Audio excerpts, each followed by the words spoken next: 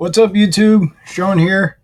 It's been a while. I've been very busy over the holidays. I hope everybody had good holidays, good New Year, and it's been a little bit of a delay um, between personal and work things and just finances. But I just wanted to give a little update and do kind of a comparison. First, an update on my project. I got the body cut out. The pickup cavities routed. The neck pocket and the tremolo cavity are going to have to wait until I actually get the neck and the tremolo. I'm getting a Moses headless neck, and then the tremolo I'm getting a J Custom XS2. And as far as setting up the exact position for scale length and things like that, I kind of have to have both of them so that way I can get an idea of the proper positioning. The control cavities routed out. I got the arm contour more or less done. I had to smooth this over a little bit, but I got the basic angle cut. I just need to soften this curve a little bit, or this angle. It's a little bit too sharp of an angle. For those of you not aware, or as I said, this was it's going to be sort of my own tribute to the Steinberger GM. The original GMs that were made in Newburgh were a bound body. They came available in either white with black binding, black with white binding, or red with white binding. I'm going to be going with white with black binding. And so the binding is going to go around the edge once I cut in the binding channel, and which is one of the reasons why I need to soften this. It's going to be a little finagling. Ken Boudreau helped me out, showing me a jig that he made, or I wouldn't call it a jig, some sort of mechanism to mount the router so that way I can route the binding channel following that contour and keeping it straight.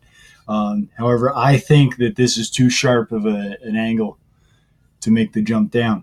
I wasn't sure, having never worked with binding before, I wasn't sure what width binding to get. I went to StuMac's website. They had two different widths, or at least in the ones that I was looking at, they had two different widths. So they were cheap enough. I bought some of each. And then after I got it in my hands and looked, I saw, okay, I'm going to need the narrower width. So I figured, let me, both for myself and for some of you who may be curious, I've never done binding before. I've done pretty much all the things related to it. I've just never done it as a job. I've done routing, and I've worked with PVC in various situations, mostly plumbing, but other art and build projects as well. So I'm familiar with the properties of the plastics involved and the woodworking involved. I've just never put the two together. So I'm looking up both just regular web searches and in YouTube. There seems to be three ways that people mount binding, or three methods. They either use just plain old acetone, which in a sense melts the plastic and the plastic becomes its own glue. They use the little squeeze tube of binding glue. I think they call it Bindall, which StuMac and other suppliers sell.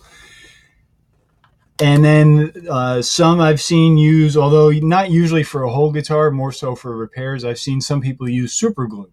I've never seen a comparison of any of them. If you're experienced in doing this, leave a comment to your preference. That's fine. I'm going to do all three. I have a cut-off piece from my body. It's the same hard maple. I routed a channel in it. Actually, I routed it both sides because I wasn't sure how many different glue options I was going to do, and I figured I'd just do the three most common. The most common that I found. I figured, let me run a test. I marked this out in 3-inch increments, and I marked it for acetone, binding glue, and super glue. And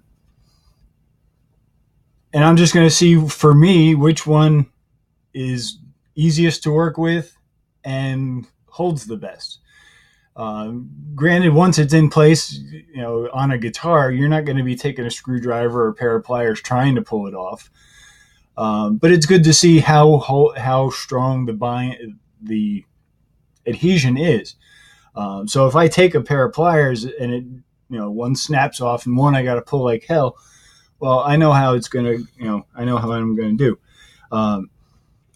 If you prefer one of these ways, and I find that for me, another way works best, you keep doing what you're going to do. This is more for people either who've never tried all different ways. Maybe you've only seen, you figured, oh, StewMac sells binding glue, I have to use binding glue. And you've only used binding glue. And another note, with me being cheap or frugal or however you want to call it, for those of you who do binding a lot, that tube of and use the binding glue, that tube of binding glue is like $10-12, something like that, and it's a 3, 4, 5 ounce tube. It's a fairly small or medium sized squeeze tube. If you prefer the gluing method like that, I would suggest you go to Home Depot or your local plumbing supply. Now, this is a small can. If you do a lot of it, they make it in much bigger cans. It's PVC cement. They make 2 different ones. They make clear and they make purple, or some sort of dyed. So you can see it's for doing PVC pipes. So that way you can see where the glue or the primer is. But if you have PVC cement, this can is 4 ounces and it cost me, I think, about $4 or $5, something around there. It goes a long way. I mean, I didn't buy this I had this for plumbing projects I had, but I did some looking into it, and it's basically the same thing. And this is probably what, for actual guitar shops, the larger manufacturers, they don't use a little squeeze tube. If they use a binding cement, they're using this or maybe a different brand, but it's in a can and they put it on with either a brush or squeegee or something. Anyway, off we go. Let me tilt this down a little bit. So I've got this marked off. This is just plain old acetone, binding glue, and super glue. I've got my binding already cut out. Now the acetone, if I were doing a whole guitar, I would pour this into a can and take it from there, to brush out. If I can find I'll use this.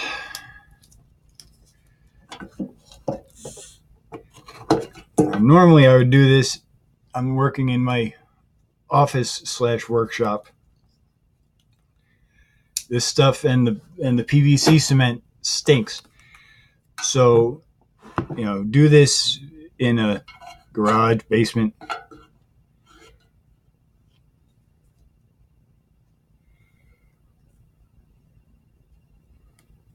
Okay, push that in place.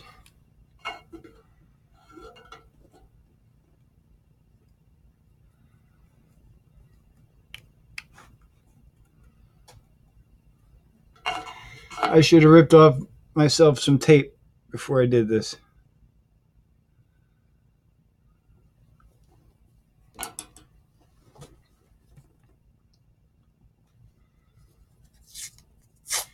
I was unprepared. So before you do any gluing, tear off yourself a bunch of strips of tape and have them sticking on the edge of your workbench or wherever you're doing this.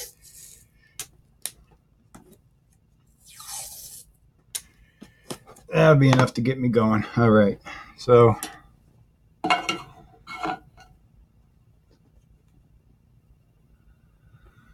know what? I'm going to use my handy dandy, eyedropper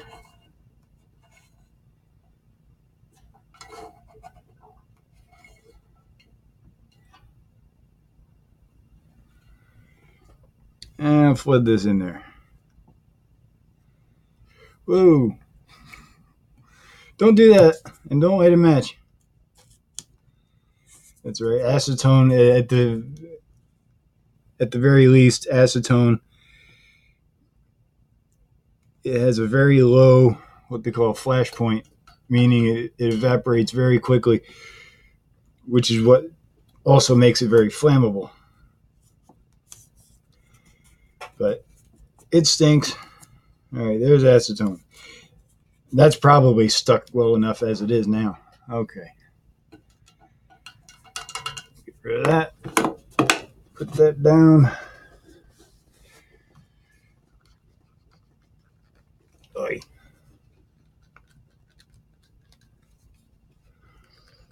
Damn. I think this got glued shut.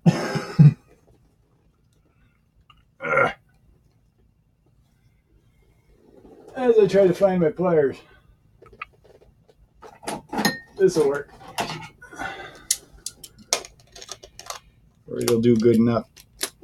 There we go. Vice grips. Now this stuff comes usually with a little cotton ball end on a stick. Obviously you're not going to use that. I'm going to use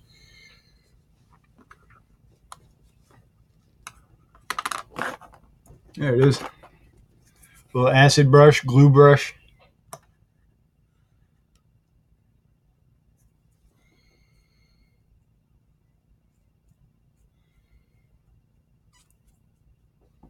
Gob it on there good. Put the binding glue. And you know, I had written in Sharpie on here what each thing was. And now it's all blur because acetone eats off Sharpie ink.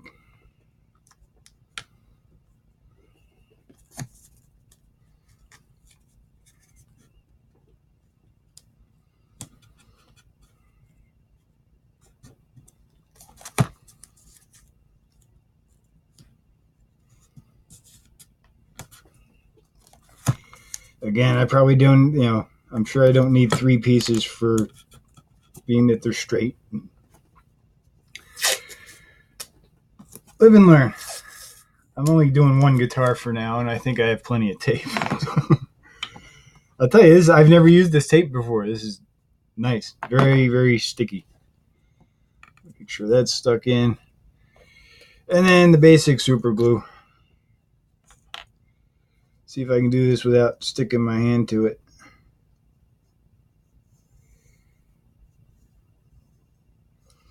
Now I'm thinking, since super glue tends to dry almost hard and brittle, I mean, I might be jinxing myself, what they call a self-fulfilling prophecy.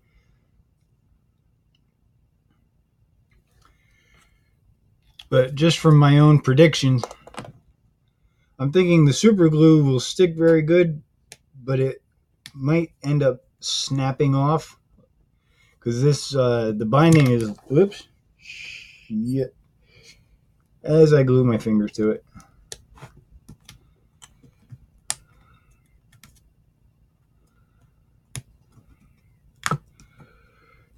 Well, I'm leaning away from the super glue.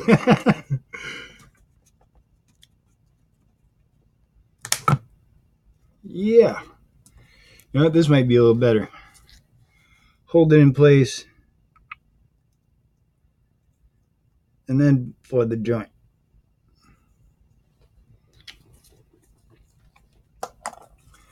Maybe that'll be better.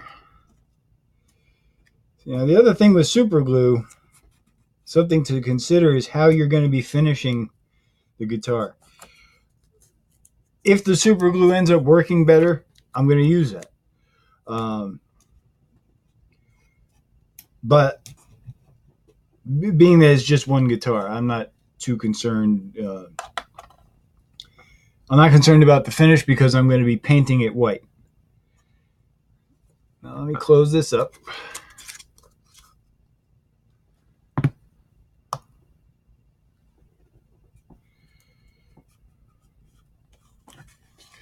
Now I'm going to set this aside. Now in my time, it's it's about 20 after 11. I'll come back this afternoon, and sorry about my hand. I'll come back this afternoon. I'm going to put this all in one video. Well, I'm at 15 minutes now. I'll put it on a second video. I'll come back this evening. It's now about quarter after 11 in the morning, Saturday, January 21st. So I'm going to put this away, and I'll come back this evening. By then, by now, the acetone, I'm sure, is probably already set up. The PVC glue might take a little longer because it's thicker. And then the super glue, I want to leave it. It's supposed, depending on the surface, sometimes it's instant. I like to let it sit for a while. I got to run out, take care of some things, and I'll post another video later on with the results. So we'll see how it goes. Thank you, and see you later.